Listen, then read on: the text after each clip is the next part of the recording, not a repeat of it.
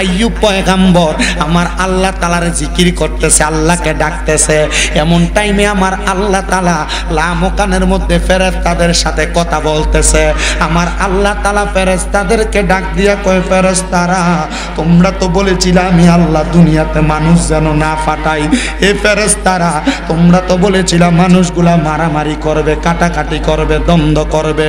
ফেরেশতারা কয়, আল্লাহ আমরা যা বলছি কথা তো সত্য, তারা তো মারামারি করে, কাটাকাটি করে। আমার আল্লাহ কয়, এ ফেরেশতার দলেরা না না না, মানুষ তো মারামারি করে না। মাবুদ কেন মারামারি করে না আপনি কি বলবেননি? বলে তাকায়া দেখো আমার বন্ধু হযরতে আইয়ুব আলাইহিস সালাতু ওয়াস সালাম ওনার নামাজের মুসল্লার মধ্যে বইয়া বইয়া আমি আল্লাহ তাআলার জিকির করতাছি। কার জিকির করে? ফেরেশতারা কইছিল আল্লাহ মানুষ বানায়েন না। আমার আল্লাহ ডাক দিয়ে কয়, এ ফেরেশতারা আমার বান্দা আমি আল্লাহরই অনুগত, এজন্য আমার বান্দারা আমি আল্লাহ তাআলার জিকির করে, তুমি কেন এই কথা বললা?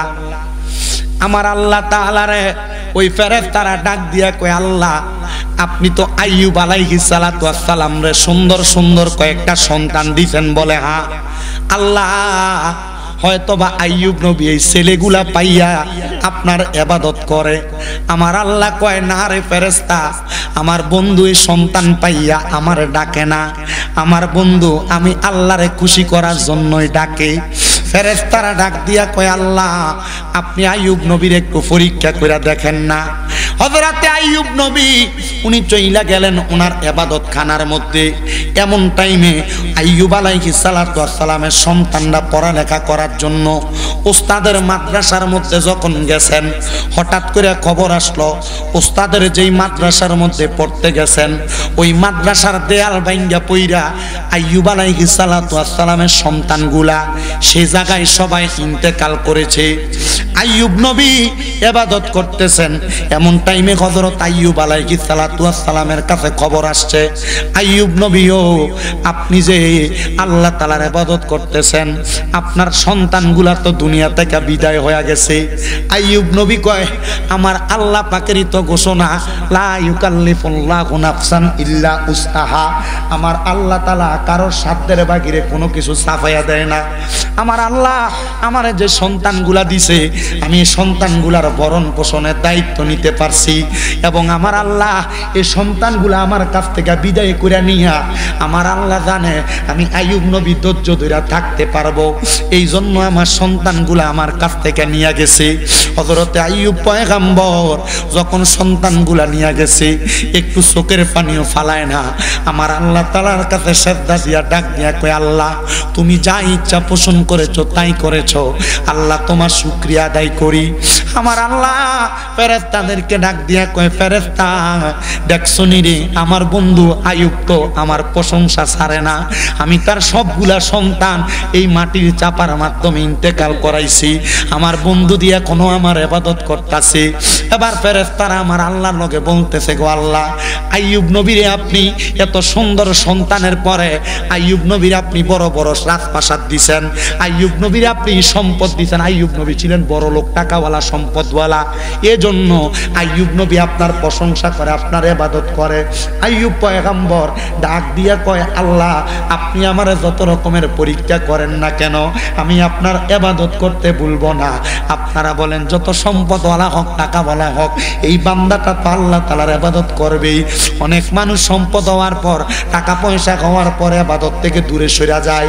অনেক মানুষ সম্পদ হওয়ার পর, টাকা পয়সা হওয়ার পর অহংকার বেড়ে যায়, রাস্তা দিয়ে হাঁটে মানুষে সালাম দিতে চায় না। এ চিন্তা করে আমি শিল্পপতি, আমি দানবীর, আমি সালাম দিতাম না, আমারে সালাম দিব কি আছে না? এ সম্পদের মালিক, এ রাস্তা দিয়ে যাওয়ার সময় চিন্তা করে আমি সালাম দিতাম কেন, আমারে সালাম দিব। ফেরেশতারা আমার আল্লাহরে ডাক দিয়া কয়, আল্লাহ আইয়ুব নবীর আপনি কোটি কোটি সম্পদ দান করেছেন, রাজপ্রাসাদ দান করেছেন, বাইতুল মালের মধ্যে সম্পদ দিয়েছেন, এজন্য আইয়ুব নবী আপনারে ইবাদত করে, আপনারে ডাকে। এ আল্লাহ, আল্লাহ গো আপনি আইয়ুব নবীর আরো পরীক্ষা করে দেখেন। এবার আইয়ুব নবী ইবাদত করতেছেন, ওনার ইবাদত খানা আলাদা। আইয়ুব নবী যখন ইবাদত করে, ওনার কাছে ওনার উজির দৌড়ে আসছে, এ নবী, আপনার যত বকরি ছিল, উট ছিল, ভেড়া ছিল, এগুলা মাটির মধ্যে মইরা একবারে মাটির সাথে মিশা আছে। আপনার বাইতুল মালের মধ্যে, যেই মালের গোডাউনের মধ্যে যত মালামাল ছিল সব পুইরা সারকার হয়ে গেছে। আইয়ুব নবী একটু কথা বলে না, বলে আমার আল্লাহর যা ইচ্ছা আমার আল্লাহ তা করেছে। আইয়ুব নবীর রাজপ্রাসাদটা মাটির সাথে মিশা গেছে। আপনাদের দুয়ার বরকতে আমি আইয়ুব নবীর ওই বাড়িটার কাছে যে দেখে আসছি, আইয়ুব নবীর বড় রাজপ্রাসাদ একবারে মাটির সাথে ধুলিস্যাৎ হয়ে গেছে। হযরত আইয়ুব পয়গম্বর ডাক দিয়া কয়, জগৎবাসী রে, আমার আল্লাহ তাআলা জানি আমার উপর কোন পরীক্ষা করতেছে, তবে আমি বিশ্বাস করি আল্লাহ তাআলা এই পরীক্ষা সবার উপরে করে না। আর আমরা যদি 1-2 মাস কামাই না হয়, আমরা কত রকমের আফসোস করি, আল্লাহ আমারে দিল না তারে দিল। আমরা যদি একটা রোগ হয়ে যায়, আমরা কত রকমের আফসোস করি, আল্লাহ আমারে রোগ দিল তারে ভালো রাখলো। আমরা যদি এই বছর জমিতে ফসল না হয়, আমরা কত আফসোস করি, আল্লাহ আমার জমিতে আবার ফসল দিল না। কি রে, আগের 10 বছর যে ফসল দিল, কই আল্লাহর তো একটু বেশি করে 2 রাকাত নামাজ পড়লা না, আর 1 বছর কম দিছে, এখন বান্দা তুমি আফসোস করতেছ। আইয়ুব নবী কয়, আল্লাহ আমি সহ্য করতে পারবো বিদে আপনি আমারে পরীক্ষা করতেছেন। আমার আল্লাহ তাআলা কয়, ফেরেশতা দেখছুনি, আইয়ুব নবী তো খুশি হয়ে গেছে। আইয়ুব নবী তো এখনো পর্যন্ত নাফরমানি করে না। ফেরেশতারা তখনও ধৈর্য খারাপ হয় না। ফেরেশতারা কয়, আল্লাহ আইয়ুব নবীর 1 জন না 2 জন না 4 জন বউ, এক একটা বউয়ের থেকে এক একটা বউ বেশি সুন্দর। আল্লাহ এই জন্য আইয়ুব নবী আপনার প্রশংসা করে। আইয়ুব নবী বলে, আমার আল্লাহ তাআলা আমার এবার আস্তে আস্তে কইরা একটা রোগের দেখা দিছে, একটা রোগ, কিরাই রোগ। আইয়ুব নবীর শরীরের চামড়াগুলা পয়সা পয়সা গোটার মতো হইয়া হইয়া পড়তেছে, পিঠের মধ্যে কিরা হইয়া গেছে, একটা বিচির মতো হইয়া পুরা শরীরের চামড়াগুলা কইসা কইসা পড়তেছে।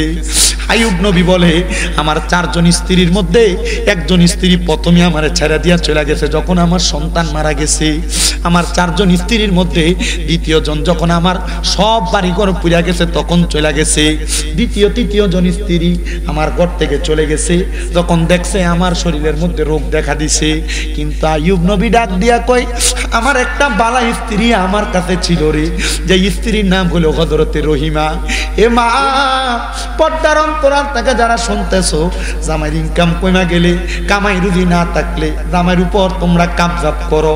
আমি বলবো গো মা, স্বামীর উপর তোমরা এমন কাবজাব করো না। মনে রাখবা, স্বামীর বিপদের সময় যে স্ত্রীটা পাশে থাইকা স্বামীকে সান্ত্বনা দিতে পারে, এটার মতো ভালো স্ত্রী দুনিয়াতে হইতে পারে না। তুমি স্বামীর সুখটা সহ্য করবা, দুঃখের সময় স্বামীরে দুঃসার করবে, এটা হইতে পারে না। আল্লাহর কসম করে বলি, দুঃখের সময় যেই বন্ধু আপনার পাশে আছে এটাই আপনার প্রকৃত বন্ধু। সুখের সময় বন্ধুর অভাব নাই, টাকা কামাই করবেন দেখবেন বন্ধুর অভাব নাই, কিন্তু আপনার কষ্টের সময় যে আপনার পাশে পাশে ছিল, এটার মতো ভালো বন্ধু জগতের মধ্যে আর কেউ নাই। কথা কন, কষ্ট হইতেছে আপনারা? হুজুর বিরিয়ানি কি ঠান্ডা হয়ে যাবে? না, বিরিয়ানি গরম আছে।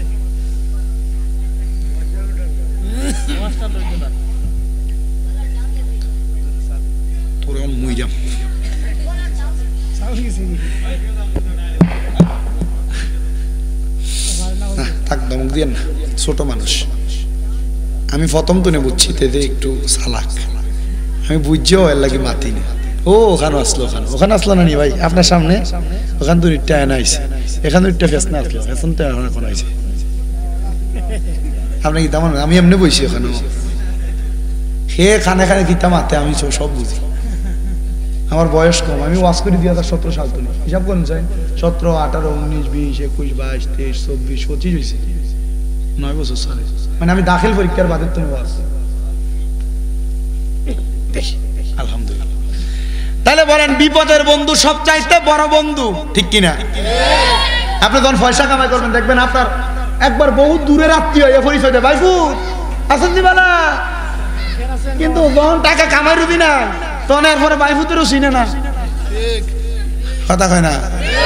নতুন নতুন আত্মীয় তৈরি হইব দেখেন, তখন আপনি টাকা কামাই করবেন, কিন্তু যখন আপনার টাকা পয়সা নাই, আপনি যে তার বাতি যায় এ পরিচয় আপনারা দিত না। কথা বলেন না কেন?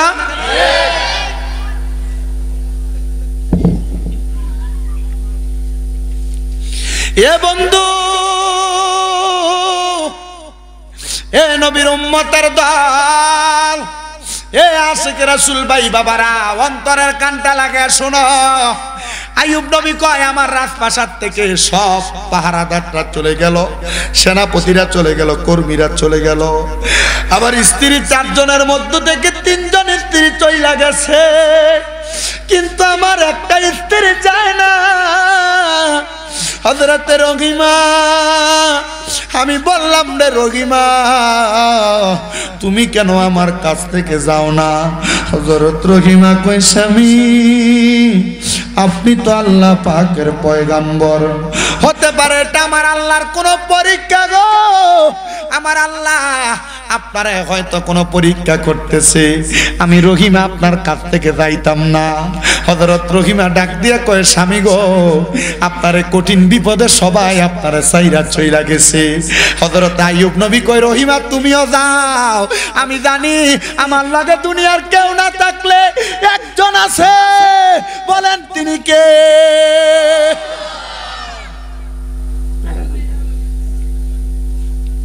হযরত রহিমা কয় না গো স্বামী, না আমি যাইতাম না, যাইতাম না।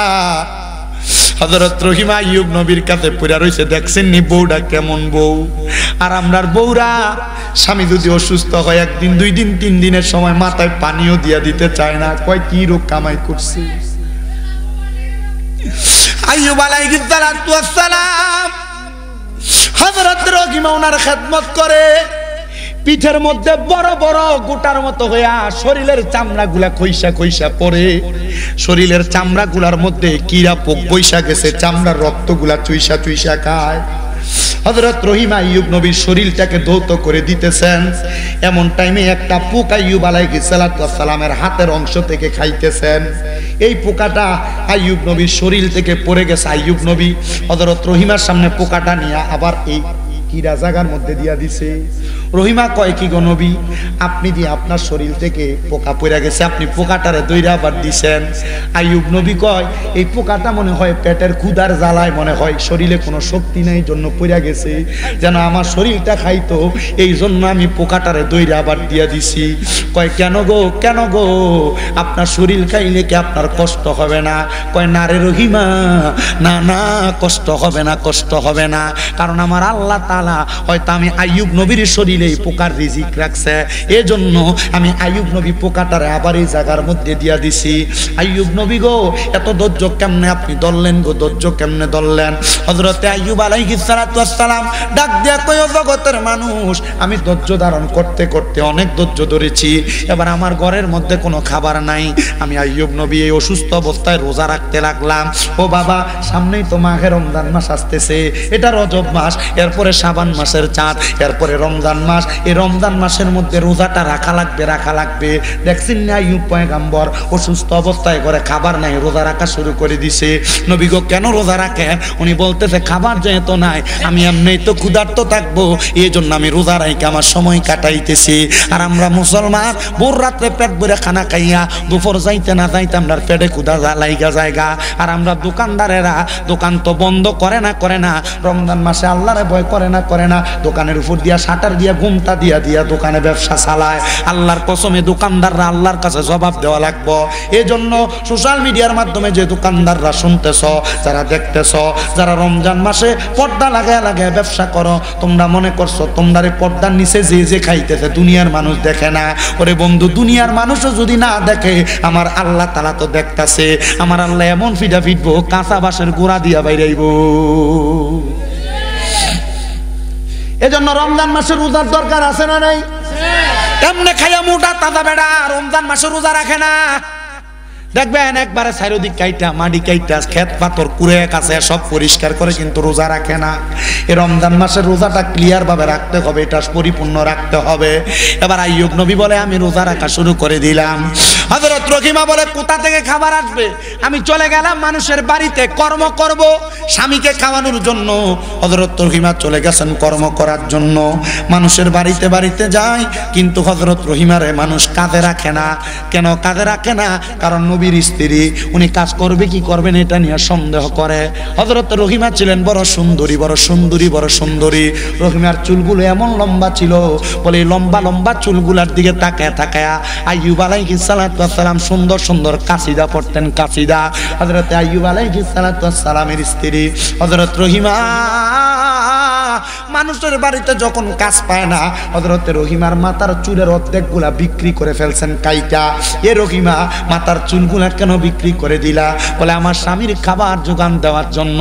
হযরত রহিমার মাথার চুলগুলা বিক্রি কইরা হযরত রহিমা যখন স্বামীর জন্য খাবার আনে, এর মধ্যে আল্লাহ তাআলার ফেরেশতারা শয়তানের মাধ্যমে আইয়ুব নবীরে পরীক্ষা করায়, রহিমারে পরীক্ষা করায়।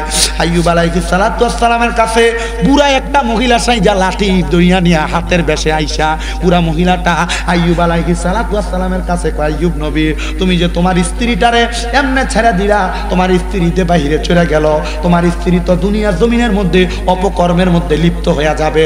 আর আইয়ুব নবী কয় না না না, আমার স্ত্রী অপকর্মের মধ্যে লিপ্ত হইতে পারে না। এবার ডাক দিয়া কয়, এ নবী তোমার স্ত্রী যদি বাড়িতে আসে তাহলে তুমি তোমার স্ত্রীর মাথার চুলগুলো একটু পরীক্ষা কইরো, দেখবা তোমার স্ত্রী মাথার চুলগুলা পর্যন্ত ফালাইয়া দিয়েছে। এই অপকর্মের কারণে মানুষ তারে দইরা মাথার চুলগুলা ফালাইয়া দিছে। আসলে কি অপকর্মের কারণে ফালাইছে নাকি মা স্বামী খাবার যোগান দিত যে বেচছে? আল্লাহ এখানেও পরীক্ষা করতেছে। একটা পুরুষের জন্য তার স্ত্রীর মতো পরীক্ষা, বড় পরীক্ষার কিছু নেই। এ বউ যদি করে ভালো হয় পুরুষের সংসার জান্নাত, বউ যদি কোন রকম খারাপ হয় পুরা সংসারটা জাহান্নাম বানায়। একটা পুরুষের সবচাইতে পরীক্ষার জায়গা তার স্ত্রী। কথা কি বুঝতে পারছেন আপনারা? এই বুড়ো মহিলা যখন বের হয়ে যায়, আইয়ুব আলাইহিস সালাতু ওয়াস সালামের স্ত্রী হযরত রহিমা ঘরে আটাইনা খাবার রেডি করে রহিমার সামনে। হযরত রহিমা বলে, স্বামী নেন আপনার খাবার আপনার জন্য রেডি করলাম। আইয়ুব নবী কয়, ততক্ষণ খাবার মুখে দিব না যতক্ষণ পর্যন্ত তুমি রহিমার মাথার চুল আমারে না দেখাইবা। হযরত রহিমা কই, আচানক কাণ্ড, আমার স্বামী আমার চুলের খবর জানলো কেন? আপনারা বলেন আল্লাহ তাআলার কুদরতের খেলা বান্দার বোঝা যায়? বান্দা বুঝতে পারে? হযরত রহিমা বলে, আমি একটা লাফ দিয়ে আমার স্বামীর কদমে পড়ে গেলাম। স্বামী গো, এ পানের স্বামী, কেমনে জানছেন আপনি আল্লাহর পয়গম্বর? আল্লাহ তাআলা গায়েবের খবর আপনারা নবীদেরকে জানাই। এগো স্বামী, আমি আমার মাথার চুলের অর্ধেক অংশ আমি বিক্রি করে ফেলেছি আপনার খাবারের জন্য। মানুষ আমার কামের মধ্যে রাখে না। আইয়ুব নবী কয়, আল্লাহ আর কত পরীক্ষাতে পালাইবা গো আল্লাহ। আমার স্ত্রীর মাধ্যমে আমি নবীরে পরীক্ষা করতেছো। আমি জানি যে রহিমা আমি স্বামীর এই খারাপ অবস্থায় আমারে ফালাইয়া যায় নাই। এই রহিমা কোনোদিন খারাপ কর্মে কাণ্ডে লিপ্ত হবে না। আমার আল্লাহ কয়, ফেরেশতারে আমি আল্লাহর কুদরতি অন্তরের ভিতরে মায়া লাইটা গেছে। আমি আর আমার বন্ধুরে পরীক্ষা করতাম না। আমার বন্ধুর পরীক্ষা শেষ। আমার আল্লাহ তাআলা আইয়ুব পয়গম্বরে জানিয়ে দেয়, পয়গম্বর, হে আইয়ুব পয়গম্বর, জানগো উমানের বড় নদী আছে, এই নদীর মধ্যে যে পানিটার মধ্যে আপনি একটু গোসল করেন, আমি আল্লাহ তাআলা আপনি আইয়ুব নবীর সমস্ত রোগগুলা শিফা দান করে দিব। অশিফাউ লিমা ফিস সুদূর। পড়েননি গো হুজুর শাফা খতমের সময় মানুষ যখন অসুস্থ হয় দেখবেন সালামুন কাওলাম মির রব্বির রহিম পইরাই দোয়াগুলা করে।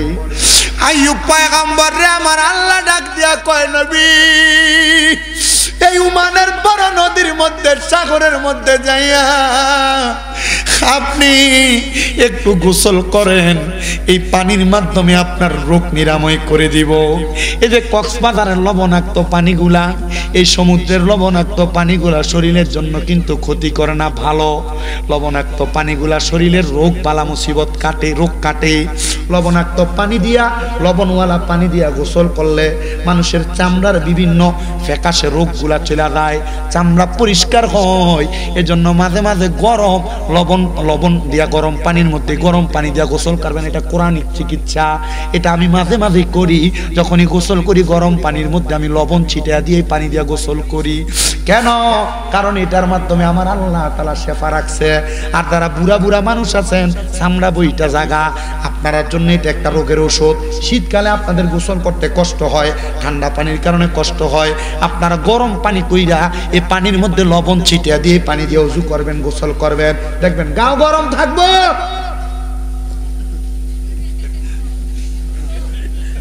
কি থাকবো?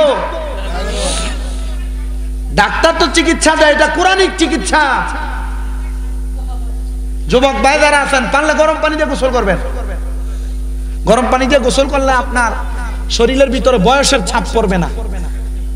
আর আমরা যারা মোল্লা আছি, ওয়াজ করি, আমরা মোল্লারা এমনি বুড়া। আমি এমন মাথা সোজা করতে অসুবিধা হয়, ওই যে এমনি বইয়ে বইয়ে ওয়াজ শুনি, ওয়াজ করি, আর 6-7 ঘন্টা জার্নি করে আসি, আবার 2 ঘন্টা বইয়ে ওয়াজ করি, আবার 2 ঘন্টা এরপর আবার 6-7 ঘন্টা জার্নি করে যাই, ঘুম হয় না ক্লিয়ার মতো, চামড়া এমনি বইটা যায়। আমরা বউ যে আমার কাছে থাহে, এটা আল্লাহ শুকরিয়া।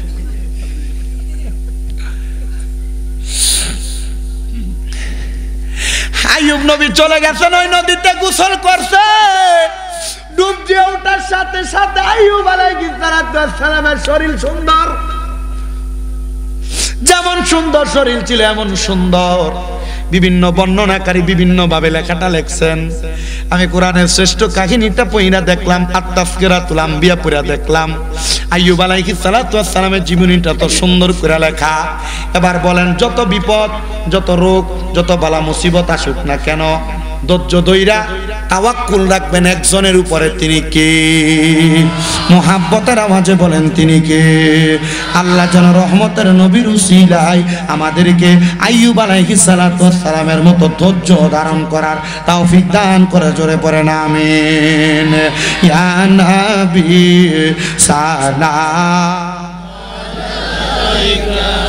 মারহাবা মারহাবা বলো, মারহাবা মারহাবা মারহাবা।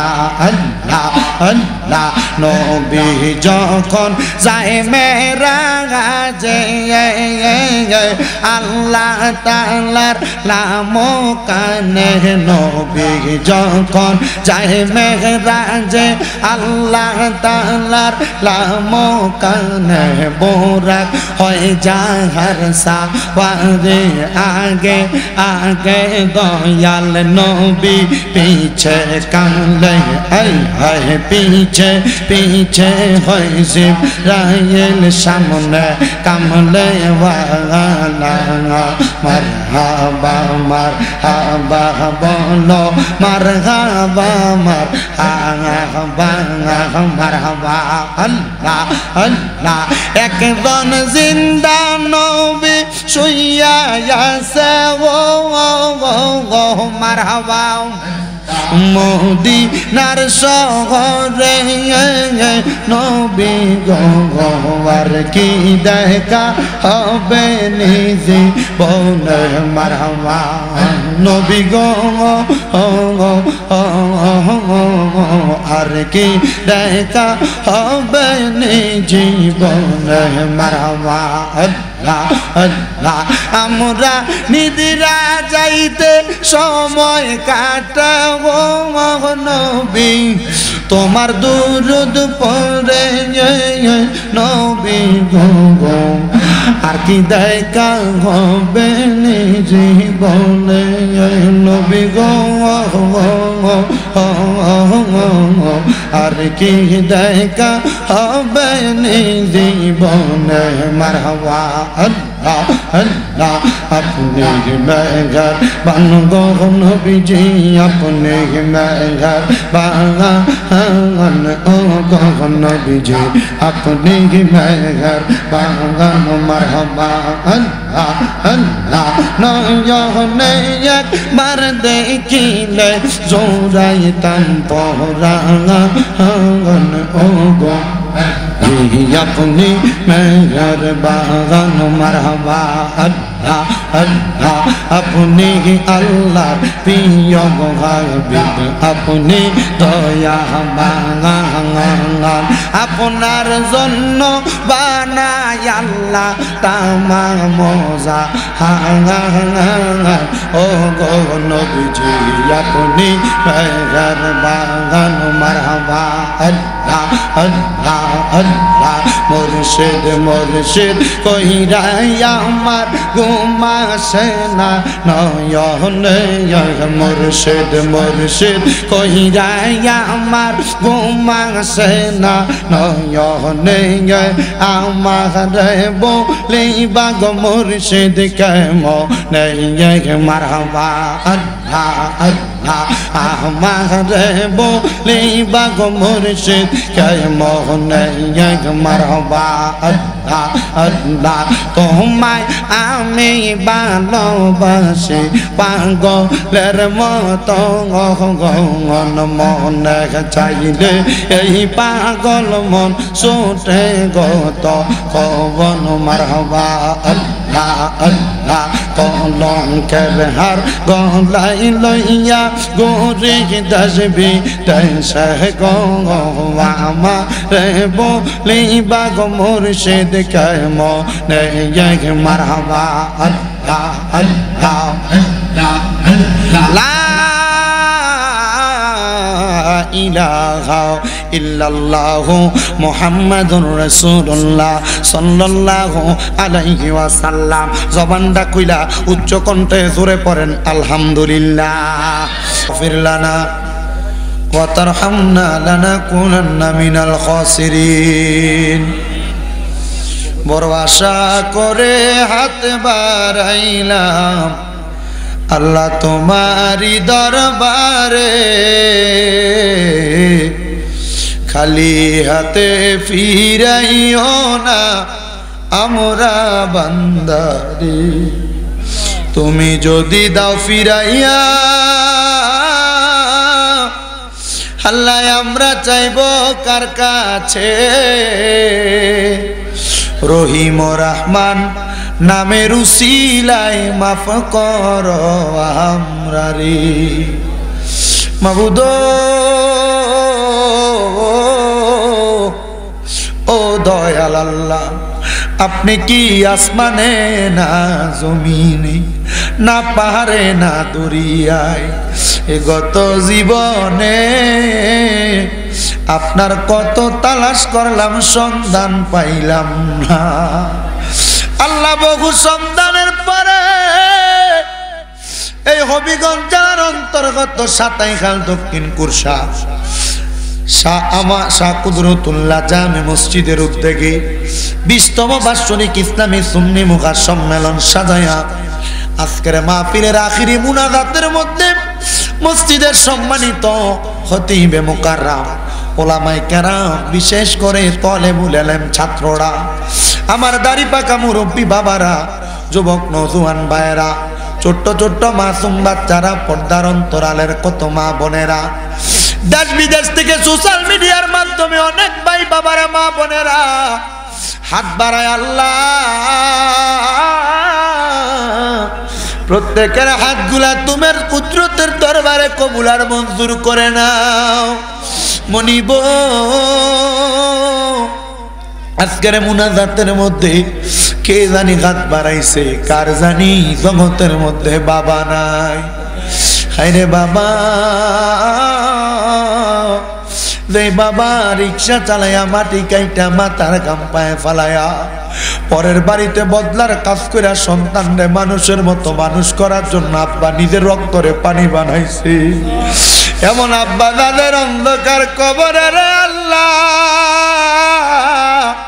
আব্বার কবর জান্নাতের বাগান বানায়া দাও রে ভালোবাসি তোমায় বাবা বুকটা যে যায় ছিঁড়ে তোমার কথা হৃদয় মাঝে পড়ছে বারে বারে বাবা গো বাবা বাবা গো বাবা আল্লাহ যাদের বাবা নাই বাবার কবরটারে জান্নাতের বাগান বানায়া দাও অনেকে হাত বাড়াইছে মানায় মাহফিল শেষ করে বাড়িতে যাইব সবার মুখ দেখবো গো কিন্তু জনম দুঃখী মার মুখ দেখতো না এমন মা যাদের অন্ধকার কবরে রে আল্লাহ এমন আমার কবর জান্নাতের বাগান বানিয়ে দাও রে এমন দরদি ববে কেউ হবে না আমার মা মা গো মায়ের এক টান দুধের দাম কাটিয়া গায়ের চাপ সুদ হবে না রে মন পাপুষ বানাইলে এমন দরদি ববে কেউ হবে না আমরার মা মা গো আল্লাহ যাদের মা কবরে আমার কবর জান্নাতের বাগান বানিয়ে দাও অনেকে আছে মাও নাই বাবাও নাই জনমের মতো এতিম তাদের প্রত্যেকের আম্মা আব্বার কবর জান্নাতের বাগান বানিয়ে দাও যাদের মা বাবা বেঁচে আছে আম্মা আব্বার হায়াতের মধ্যে বরকত দান করো অনেকের আম্মা আব্বা অসুস্থ সেবা দান করো এই মাহফিলে যারা টাকা দিয়া পয়সা দিয়া শ্রম দিয়া বুদ্ধি দিয়া পরামর্শ দিয়া মাইক দিয়া লাইট দিয়া প্যান্ডেল দিয়া মিডিয়ার বাইরা সহ সম্মানিত শ্রোতা মণ্ডলীরা আল্লাহ মা বোনেরা সহ যারা যারা দোয়া চাই প্রত্যেকের দোয়া কবুল মঞ্জুর করো দেশ বিদেশের কত প্রবাসীরা দোয়া চায় আল্লাহ প্রবাসীদের দোয়া কবুল করো তাদের কামাই রিজিতে বরকত দাও হায়াতে বরকত দান করো বিশেষ করে এই মাহফিলের সম্মানিত সভাপতি সাতাই খাল দক্ষিণ কুরসার সন্তান লন্ডন প্রবাসী জনাব আলহাজ মোহাম্মদ আব্দুর রব সাহেব অসুস্থ ওনাকে শেফায়াতেনা কামেলা নসিব করো বিশেষ করে মাহফিলের জন্য যারা এক বিন্দু পরিমাণ পরিশ্রম করেছে আল্লাহ তাদেরকে তুমি কবুল মঞ্জুর করো রাব্বুল আলামিন অনেকে অসুস্থ